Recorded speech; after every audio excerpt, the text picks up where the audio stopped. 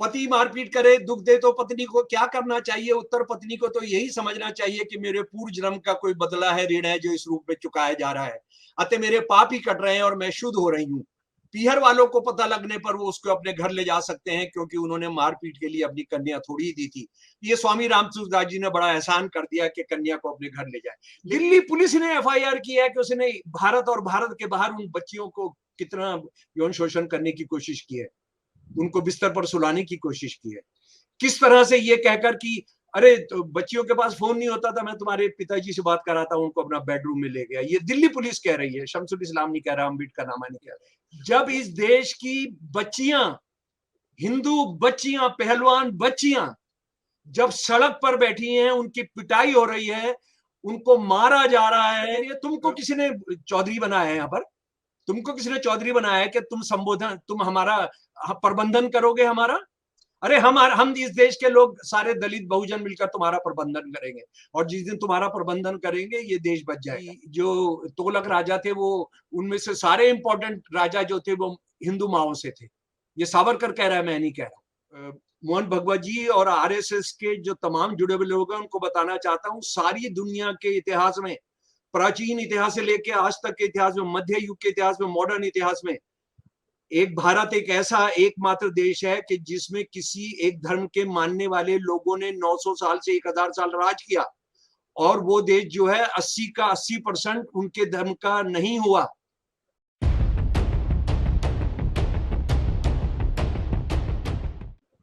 क्या इस्लाम सिर्फ भारत में ही सुरक्षित है?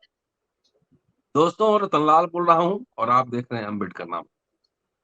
यह स्टेटमेंट कल मोहन भागवत, आरएसएस चीफ मोहन भागवत ने नागपुर में एक कार्यक्रम में दिया कि भारत में ही इस्लाम सुरक्षित है। कुछ लोग बाहर से आए, वो लोग बाहर चले गए, धर्म यहाँ छोड़ गए, उसको ठीक करना, ठीक ठाक करना हमारी जिम्मेदारी। शमसुल इस्लाम साहब हैं, पूरा स्टेटमेंट उन्होंने पढ़ा है और आप लगातार उनको सुनते हैं और बहुत ही बढ़िया व्याख्या करते हैं। ये पूरी चर्चा शमसुल इस्लाम साहब के साथ। स्वागत है सर।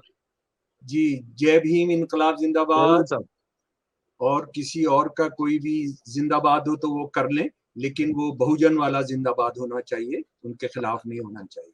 जी जी जी, जी बहुत जी। शुक्रिया। डॉक्टर रतनलाल, आपकी इतनी गहरी, इतनी पैनी निगाह है कि कुछ बच नहीं पाता है आपसे, हैं? और आप एकदम तैयार रहते हैं सारा मसाला लेकर, और मुझ जैसे अपने साथी को भी आप लगा लेते हैं काम पर, तो बहुत बहुत शुक्रिया। और वाकई में बड़ा बड़े अजीबो गरीब घटना घट रही है, और वो ये आरएसएस वाले, मैं आपको बताता रहा हूं अपने अम्बेडकर नामे पर भी, कि इनको आप अर्ध शिक्षित भी इनको नहीं कह सकते हैं। अर्ध जी शिक्षित जो होता है, अशिक्षित से भी बुरी स्थिति होती है।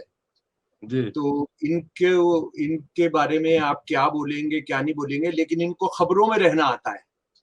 जी।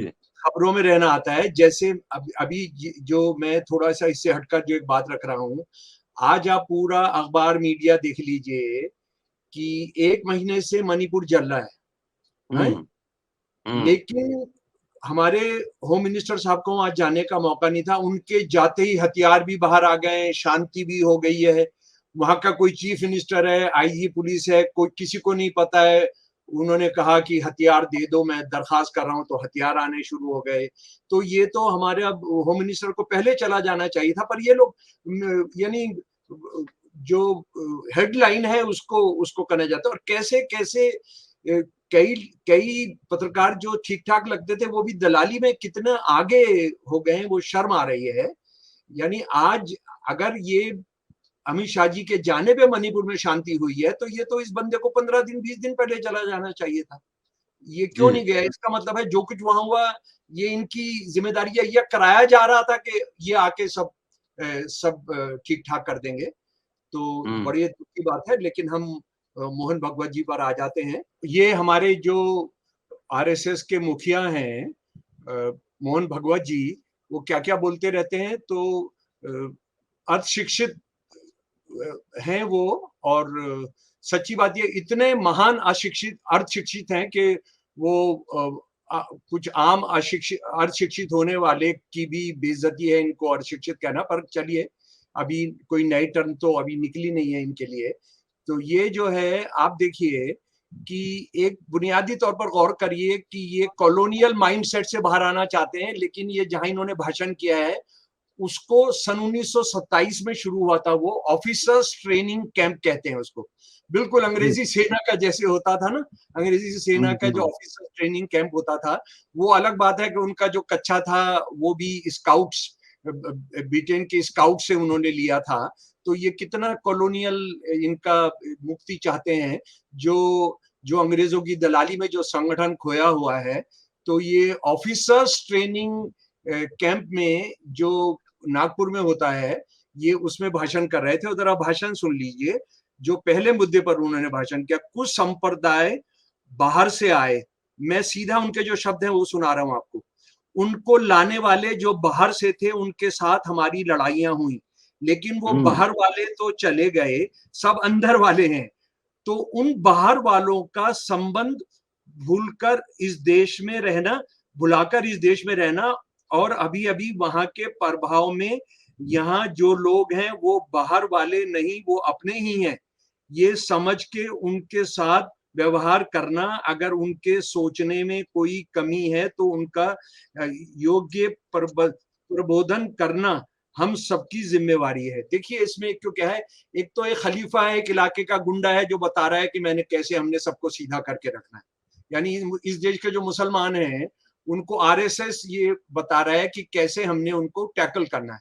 और ये भी आप समझ लीजिए कि मुसलमानों को लेकर, चाहे अटल बिहारी वाजपेयी हो, चाहे दीनदयाल उपाध्याय हो या गोलवालकर हो, उनका हमेशा यही कहना था कि मुस्लिम सारा प्रॉब्लम, तो उससे कैसे सुलझना है, उनका प्रबंधन करना है, ये बंदा बोल रहा है। लेकिन एक जरा सा मजे की बात यह है, उनको लाने वाले जो बाहर से थे, अरे उनको लाने वाले सारे ऊंची जातियां हिंदुओं की थी, राजे थे जो उनको लेकर आए थे, उनको इनवाइट किया गया था। इसको समझ लीजिए। और दूसरी बात, आप जो झूठ बोल रहे हैं कि ये जो बाहर वाले यहाँ आकर उन्होंने वो पुराने जो बाहर से आए थे उनको भूले नहीं है।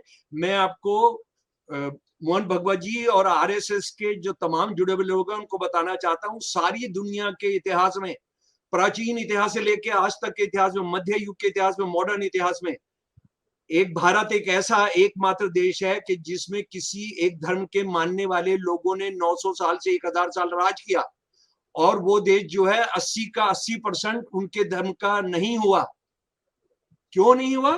क्योंकि हिंदुओं की ऊंची जातियों ने, ब्राह्मणों ने, ठाकुरों ने,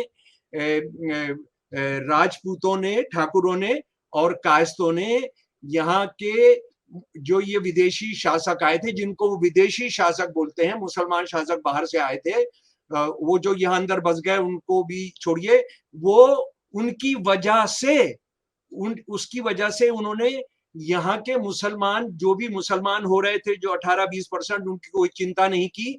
और वो आज भी, वो मुगल राज के खत्म होने के बाद भी वो कमेरे थे, वो सफाई कर्मचारी थे, वो लोहार थे, वो बढ़ई थे, वो कुम्हार थे, वो मजदूर थे। लेकिन मुगल राजे जो थे, किनके साथ बेटी और रोटी का रिश्ता था? वो हिंदुओं की सारी ऊंची जातियों के साथ। और मोहन भगवत को मैं ये बताना चाहता हूं कि औरंगजेब जो इनके हिसाब से सारे देश में इस्लामी राज्य स्थापित करना चाहता था, शिवाजी के खिलाफ लड़ने के लिए, वो कभी नहीं गया। जयसिंह 1 और जयसिंह 2 गए। ये यानी ये मुसलमान नहीं थे जयसिंह 1 और जयसिंह 2, ये मोहन भगवत को पता होना चाहिए। और उसके बाद हमारे जो राणा प्रताप से लड़ने के लिए कभी अकबर नहीं गया। यानी अकबर को मैं पूरा आरएसएस के लिए 1 मिनट के लिए मान लेता हूं कि पूरा का पूरा कम्युनल कट्टर मुसलमान था। राणा प्रताप से लड़ने अकबर कभी नहीं गया। मान सिंह गए, उनके साले मान सिंह, जिसके परिवार ने अकबर को अपनी उनकी सबसे प्यारी बीवी दी थी। तो आप आज के जो भारतीय मुसलमान हैं उनको बिल्कुल मत बोलिए कि मुसलमान बाहर से आए थे। आप उनको लेकर आए थे, आपने उनसे हमला कराया था, आपके अपने लड़ाइयां हो रही थी औरतों पर, एक दूसरे की बेटी को लेकर आप भाग रहे थे, ऊंची जातियां। हम, आप जानते हैं ना कि कौन, किसने बुलाया था, किसने बुलाया था ये बाहर से लोगों को? तो जी इसको तो हिंदू बताएं सर, जी बताएं भारत जरा सा बताएं। जी जी भारतीय सिंध, मुसलमानों को ये जयचंद जिसको आप कहते हैं, जयचंद की क्या लड़ाई हो रही थी वो आपको, आप इस देश के लोग जानते हैं ना? और जो ये बाहर से मुसलमान लोग आ रहे थे, ये आपस में भी लड़कर एक दूसरे से राज छीन रहे थे, यानी हिंदू उनका मुकाबला नहीं कर रहे थे, बल्कि वही इब्राहिम लोदी और मुगलों की, बाबर की लड़ाई हो रही थी। और ये भी शायद आप नहीं जानते हैं कि राणा सांगा का जो मुख्य कमांडर था, आप ये मुसलमान हिंदू करते करते, वो उनका नाम था मेवाती, हसन मेवाती। ये आपको जानना चाहिए।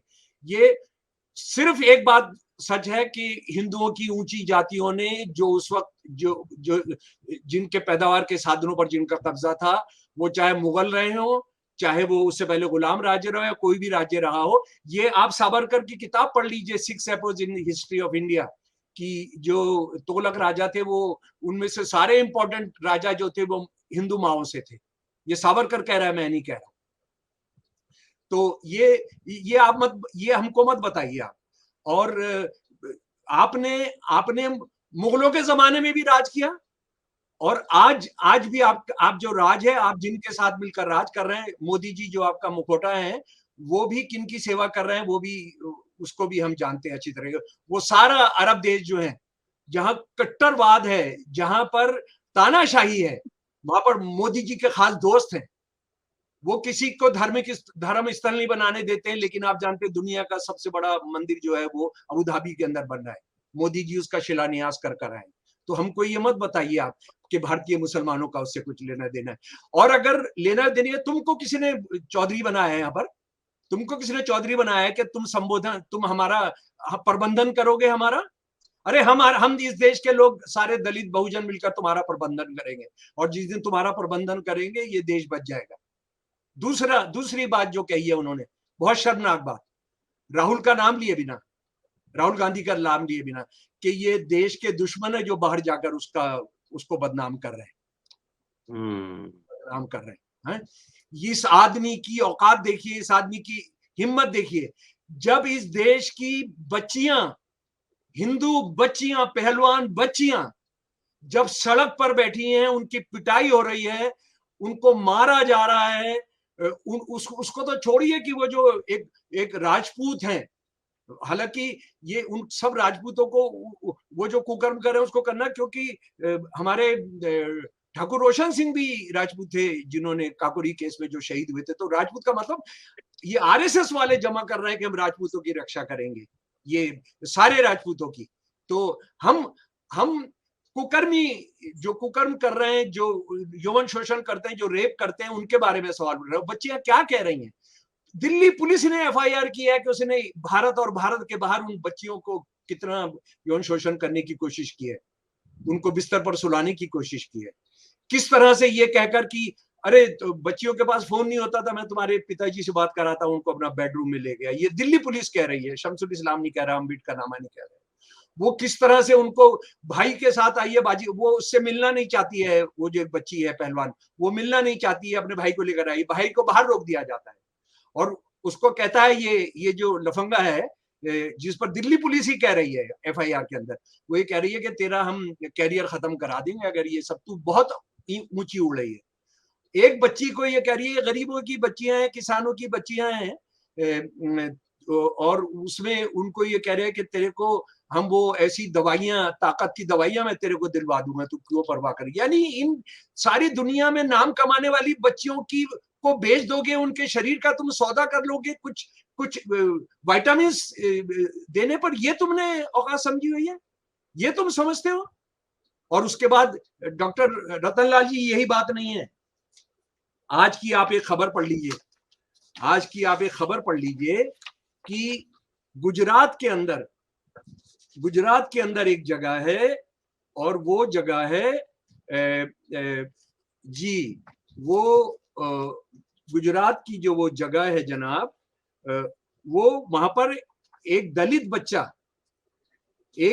बच्चा चश्मा लगाकर और नए कपड़े पहनकर निकला हुआ था। उसको इतनी पिटाई की गई है, उसकी इतनी पिटाई की गई है कि बस पूछिए मत। उससे पहले आप ये जानते हैं कि यूपी के अंदर खासतौर पर कितनी दलित बच्चियों ने आत्महत्या की है। होली के दिन घुसकर उसको उसको रेप करने की कोशिश की और बच्ची ने सुसाइड किया। और ये आप अभी ये जो गुजरात का केस में आपको बता चुका, काला काला चश्मा, धूप का चश्मा पहनने पर उसके खुलेआम पिटाई की गई है। और उसके बाद एक दलित किसान ने लखनऊ के अंदर किस तरह से, जब 15 साल की बच्ची को उसको 3 गुंडों ने 9 मई को उसको अपहरण करने की कोशिश की थी, और जब पुलिस वालों ने कुछ नहीं किया तो उसने आत्महत्या की है, एक दलित। उसने एक, यानी आप किसी को नहीं बख्श रहे। और उसके बाद एक और, मोहन भगवत, तूने, तेरे जैसे बंदों ने, क्योंकि तुम्हारे तो हजारों हजारों आदमी लगे हैं, क्या तुम ये जानते हो इंडियन एक्सप्रेस की कल की खबर, दिल्ली का जो यूपी भवन है उसमें 122 नंबर कमरे में एक उज्जैन का आरएसएस बीजेपी से जुड़ा हुआ बंदा जो चलाता है, महाराणा प्रताप सेना का अध्यक्ष है परमार, राजवर्धन सिंह परमार। यानी आप किस किस को जलील करोगे, किस किस को जेल में डालोगे, किस किस को बदनाम करोगे, किस किस को शर्मिंदा करोगे, ये आरएसएस से जुड़े हुए एक संगठन की औरत को लेकर आता है। डॉक्टर रतन लाल जी, ये बंदा उस औरत से कहता है मैं तुम्हें 2 सेंट्रल मिनिस्टर से मिलवाऊंगा। यानी आप ये बृजभूषण वगैरह ये अलग की घटना, एक इकलौती घटनाएं नहीं है। और जो लोगों का कहना है, जो लोगों का शुबा है कि ये अपने लिए ही नहीं, ये ऊंचे ऊंचे लोगों को, सरकार के अंदर ऊंचे लोगों को भी ये चाहता था कि उन बच्चियों को वहां उपलब्ध कराया जाए। ये देश कहां पहुंच गया इनके राज के अंदर। तो ये बंदा उसको लेकर आया 25 मई को यूपी भवन के अंदर। ये मध्य प्रदेश का रहने वाला है, इसका यूपी से कोई ताल्लुक नहीं है। और ये उसको दरवाजा बंद करके बाथरूम जाता है, नंगा होकर आता है। ये बच्ची का बयान है, ये आरएसएस बीजेपी की जुड़ो ही जो संगठन है, एक हिंदुत्ववादी संगठन है, उसकी बच्ची है। ये आता है, उनको रेप करता है। दिल्ली पुलिस ने एफआईआर तो किया है, लेकिन दिल्ली पुलिस ने उस बंदे से ये नहीं पूछा है कि तूने किन 2 सेंट्रल मिनिस्टर का नाम लिया था। उन सेंट्रल मिनिस्टर से पूछताछ होनी चाहिए डॉक्टर रतनलाल, या नहीं होनी चाहिए? एकदम होनी चाहिए। का नाम पूछकर सबसे पहले करना चाहिए। इसी तरह से आप देखिए हमारी अंकिता भंडारी, आप दलितों को छोड़िए, उसको तो आप अपना हक मानते हैं, दलितों को उपभोग करना, दलितों को गुलाम बनाना, उनकी बच्चियों को यौन शोषण करना, वो तो आप मनुस्मृति को भारत का संविधान बनाना चाहते हैं, तो वो तो होगा ही। और मुसलमान भी 99% दलित है, तो आप उनको सोचते हैं कि उन सब के साथ भी हम जो भी चाहें वो कर सकते हैं। लेकिन अंकिता भंडारी तो दलित नहीं थी। उसको आरएसएस बीजेपी के लोग के एक परिवार ने मिलकर जो एक बड़ी अय्याशगाह बनाई थी, जिसको रिजॉर्ट कहते हैं, वो बच्ची से कहा कि बीजेपी का आदमी आ रहा है, और बीजेपी का आदमी का मतलब है आरएसएस का आदमी है, वो आ रहा है, उसको स्पेशल मसाज देना है। उसने अपने दोस्त को फौरन चंडीगढ़ के अंदर उसने एक व्हाट्सएप किया कि मैं इसको नहीं होने दूंगी, और बच्ची की लाश फिर 10 दिन के बाद मिलती है। पता लगता है कि 2 महीने पहले एक और बच्ची इसी तरह से गायब हो चुकी है, जिसे यही कराने की कोशिश की गई थी। तो किसी आरएसएस वाले से नहीं पूछा जाता है, कोई नहीं कहा जाता है कि भाई तुम आरएसएस की हमको लिस्ट दो, हमको जो है बजरंग दल की लिस्ट दो। तो मोहन भगवत, तुम जो है ये मुसलमानों का प्रबंधन करेंगे, लेकिन हिंदुओं का प्रबंधन नहीं कर रहे हैं ठीक से। हिंदुओं का प्रबंधन कर रहे हैं ना, लड़कियां चाहिए हिंदुओं की भी, भाई हिंदुओं की भी लड़कियां चाहिए। इन्होंने किसी को नहीं छोड़ना है, किसी को नहीं छोड़ना है मेरे प्यारे दोस्तों। और दूसरी बात यह है, इनके अंडर में जो चल रहा है जी, आरएसएस के अंडर में जो सबसे बड़ा हिंदू धर्म की किताबें छापने की जो प्रेस है, गीता प्रेस, उसकी एक किताब मैं आपके सामने कर रहा हूं। पहले भी मैंने आपको पढ़कर सुनाया, स्वामी रामसुखदास का। ये हिंदू धर्म मेड इजी है, गृहस्थ में कैसे रहे। हिंदू धर्म को सवाल जवाब में कर दिया है उन्होंने। पति मारपीट करे, दुख दे तो पत्नी को क्या करना चाहिए, ये मैं आपको बता रहा हूं। आरएसएस की सारी किताबों की दुकान पर बिकती है किताबें, और गीता प्रेस की इसी तरह की 18 किताबें हैं। पति मारपीट करे, दुख दे तो पत्नी को क्या करना चाहिए? उत्तर पत्नी को तो यही समझना चाहिए कि मेरे पूर्व जन्म का कोई बदला है, ऋण है जो इस रूप में चुकाया जा रहा है, अतः मेरे पाप ही कट रहे हैं और मैं शुद्ध हो रही हूँ। पीहर वालों को पता लगने पर वो उसको अपने घर ले जा सकते हैं, क्योंकि उन्होंने मारपीट के लिए अपनी कन्या थोड़ी ही दी थी। ये स्वामी रामसूरदास जी ने बड़ा एहसान कर दिया कि कन्या को अपने घर ले जाए। लेकिन लड़की को ये पीटने वाली बच्ची को ये समझना चाहिए कि तो उसे पिछले जन्मों का वो जो उसके उसके जो जुर्म है, उसकी जो सिंस है, ये उसका वो धुल रहे हैं उसके। ये ये जो ये जो किताबें हैं, ये मुसलमान औरत के लिए नहीं है, सिख औरत के लिए नहीं है, ईसाई औरत के लिए नहीं है। ऐसी किताबें, ये किताबें हिंदू औरत के लिए है। मनुस्मृति जो है मुसलमानों के खिलाफ और मुसलमान औरत के खिलाफ और मुसलमानों के खिलाफ नहीं, ईसाइयों के खिलाफ नहीं, बुद्धिस्ट के खिलाफ नहीं, वो हिंदू औरत और शूद्रों के खिलाफ है, जिसको वो कहते हैं। उनको भी दो भागों में बांटा है, छूत और अछूत। ये उनके खिलाफ है। तो आप जो है, इससे देश बदनाम नहीं हो रहा है। अरे राहुल गांधी तो जाकर क्या कहते क्या नहीं कहते, कितनी बार जाते कितनी बार नहीं जाते, कितना असर है, कितना असर होता। तुमने तो सारी दुनिया के अंदर इस देश को नंगा कर दिया, इस भारत को नंगा कर दिया, जिसको तुम भारत माता कहते हो, भारत माँ कहते हो, जिसकी शान के लिए तुमने गुंडों के गिरोह बनाए हुए हैं, जो तुम हत्याएं कराते हो गाय के नाम पर, लव जिहाद के नाम पर। ये कौन से जिहाद हैं? ये कौन सा ओसामा बिन लादेन ने ये लिख के तुमको दिया है? ये कौन सा इस्लामिक स्टेट ने तुमको लिख कर दिया है? ये तो तुम्हारे जो बौद्धिक शिविर है, वहां से निकल कर आ रहे हैं ये सारे के सारे। ये जो बंदा है, जो मेंबर पार्लियामेंट है, ये जिस दिन बच्चियों की पिटाई हो रही है, जिस दिन बच्चियां टिकट लेकर एक क्रिकेट मैच देखने जा रही हैं, बिल्कुल उनका हक है। दिल्ली पुलिस में जो भर्ती किए गए हैं, जिनका दिमाग बिल्कुल क्रिमिनल और लफंगों वाला है, वो उनका टिकट फाड़ देते हैं, जो अखबारों की न्यूज है। उनको मैच ही नहीं देखना चाहते हैं।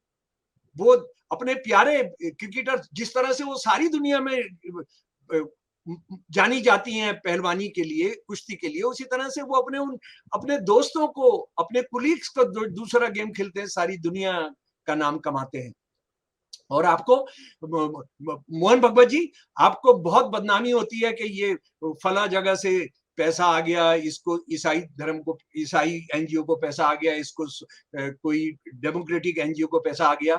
लेकिन आप जानते हैं कि ये जो क्रिकेट मैच जो हो रहा है इस देश में, वो कोई टैक्स नहीं देती है। उसका साल भर का इतना बजट है कि पूरी नॉर्थ ईस्ट और गोवा का पूरा बजट पूरा हो जाएगा। उसको उन्होंने चैरिटेबल ऑर्गेनाइजेशन, जैसे आरएसएस ने अपने आप को चैरिटेबल ऑर्गेनाइजेशन रजिस्टर करा रखा है। अगर आप क्रिकेट कंट्रोल बोर्ड को एक कमर्शियल एक्टिविटी मानकर अगर उनसे टैक्स लेना शुरू कर दें, तो इस देश में ये जो जीएसटी के नाम पर आप जो लोगों की जेब काट रहे हैं, सर्विस टैक्स के नाम पे जो लोगों की जेब काट रहे हैं, उससे हम बच जाएंगे। तो मेरे प्यारे दोस्तों, बहुत गंभीर समय है। मोहन भगवत वगैरह, अब इनको इतनी शर्म है, इनकी आंखों में इतना पानी भी नहीं रहा है कि वो समझ ले कि किससे देश बदनाम होता है। वो अगर जाकर कह रहा है कि हमारे प्रधानमंत्री अपने आप को खुदा मानते हैं, तो ये बताइए, नहीं, वो खुदा नहीं मानते हैं। मुझे लगता है अगर खुदा भगवान भी हमारे यहाँ होते हैं, उससे खुदा से भी, भगवान से भी बढ़कर है। हमारे यहाँ देखिए ना, हम जो जिन धर्मों में तस्वीरों के अंदर हमारे भगवान होते हैं, वो आमतौर पर एक ही कपड़ा पहने रहते हैं ना, एक ही उनकी कुल्गी रहती है। ये बंदा तो दिन के अंदर 10 कपड़े पहनता है, 10 साफे बांधता है। तो ये तो मुझे लग रहा है भगवान से भी ऊंचे दर्जे का बंदा है। तो आप ये बताइए कि नहीं, राहुल गांधी ये झूठ बोल रहा है। राहुल गांधी ये कह रहा है कि ऐसा नहीं है, वो हमारा लोगों का सेवक है, वो भगवान नहीं है। वो बताइए आप उसको, आप वो नहीं बता रहे। आप ये नहीं, आप चुप बैठे हैं। ये बूढ़ा आदमी जो अपने आप को कहता है हिंदुत्व के रक्षक का, जो दुनिया का सबसे बड़ा हिंदू संगठन है उसका मुखिया है, वो चुप बैठा है इन बच्चियों के साथ जो किया है आरएसएस और बीजेपी के एक आदमी ने, चुप बैठा है। सर, उसमें एक बात है, जो कुछ वर्षों में हिंदू बनाम हिंदू, ये बच्चियां भी हिंदू हैं और हाथरस की बच्ची भी हिंदू ही थी, और तमाम इस तरह की घटना है। उन्नाव की बच्ची, उन्नाव, तो ये वो तो राजपूती थी। गुजरात का केस आपने जो कहा, जी जी ये हिंदू बनाम हिंदू ही चल रहा है। ये तो इसमें चूंकि अगले साल चुनाव है, तो और कई इम्पोर्टेंट राज्यों में अभी विधानसभा चुनाव है, जी छत्तीसगढ़, मध्य प्रदेश, राजस्थान इत्यादि, तेलंगाना जी वगैरह में भी। जी जी। तो ऐसे समय में भागवत के इस बयान के क्या राजनीतिक मायने? असल में देखिए, एक मैं आपको घटना बताता हूं अमेरिका की। जब अमेरिका में पूरा रूसी क्रांति के बाद जब अमेरिका में कम्युनिस्टों को काम करना मुश्किल हो गया ना, तो वहां की जो कम्युनिस्ट पार्टी का सेक्रेटरी था उसने प्रेस कॉन्फ्रेंस बुलाई और यूएस की कम्युनिस्ट पार्टी को भंग कर दिया। ईमानदारी वाली पोजीशन थी। ये जो है, ये पूरा देश का सत्यानाश करके सब कुछ करके ये मानेंगे नहीं कि हम अपरासंगिक हो गए। हमारा हिंदू मुसलमान वाला नहीं चलेगा। जो इश्यूज आ रहे हैं वो हिंदुओं पर हम लेके आ रहे हैं, वो दलितों पर आ रहे हैं जिनको ये हिंदू कहते हैं, जो इनको कहते हैं कि हमारा हिरावल दस्ता है लड़ाई का। सावरकर दलितों को और शूद्रों को क्यों प्यार करता था? सावरकर ये कहता था कि मुसलमानों से लड़ाई होगी, गृह युद्ध हो गई तो हमारे हिरावल के सैनिक हैं, ये जान ये देंगे, राज हम करेंगे। गुजरात में भी जो दंगे हुए थे, आप जानते हैं, गुजरात में जो हिंसा हुई थी मुसलमानों के खिलाफ, उसमें काफी जो बंद है वो दलित और ट्राइबल्स को यूज किया गया। ठीक है। और उसका आप एक और रूप देख सकते हैं कि ट्राइबल को हम राष्ट्रपति तो बनाएंगे, लेकिन जब हम अपनी जब हम संसद का श्री गणेश करेंगे तो उसमें उसको नहीं बुलाएंगे। हम वोट लेने के लिए, धोखा देने के लिए उसको बनाएंगे। हम एक दलित को राष्ट्रपति बनाएंगे, लेकिन हम 10 दिसंबर 2020 को संसद का शिलान्यास करेंगे तो हम उसको नहीं बुलाएंगे क्योंकि वो दलित है।